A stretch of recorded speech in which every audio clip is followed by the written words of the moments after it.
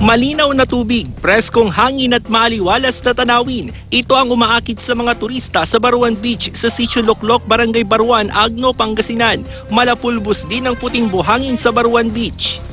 Mahigit 1 oras ang biyahe mula sa bayan, maaaring sumakay sa balsa o mag-arkila ng bangka para makalapit sa iba pang atraksyon sa baybayin. Yung kuiba madam dyan, meron. Kuiba-kuiba niya. Parang kwarto na ganito, kalaki pero may pintuan na bilog na ganyan, tapos papasok ka. Tulad ng ipinagmamalaking umbrella rock sa bayan, meron ding natural rock formation sa lugar na swak para sa selfie at groovy. Limitado pa ang cottages sa lugar, kaya pwedeng magdala ng tent para sa overnight stay.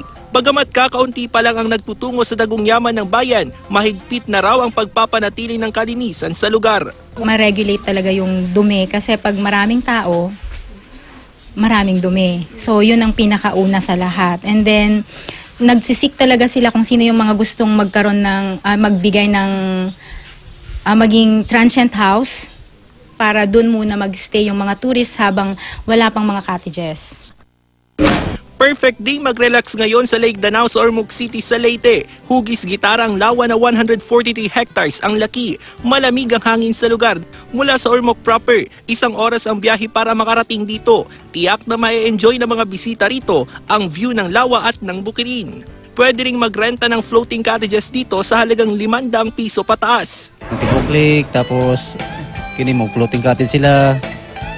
Pwede magkayak, pwede magsakayan. Ang bawal na mo diri kanang bawal maglabay sa basura, kinahanglan safety ang basura na paano sa mga bisita dili mag-anod-anod. Bukod sa magandang tanawin, pwede ring mangisda rito. Inihahain din dito ang mga pagkain dito lang matitikman tulad ng tab shells at pako. Fresh from the lake, pwede mo na itong ipaluto sa kahit anong putahe na iyong gusto sa mura lang na presyo.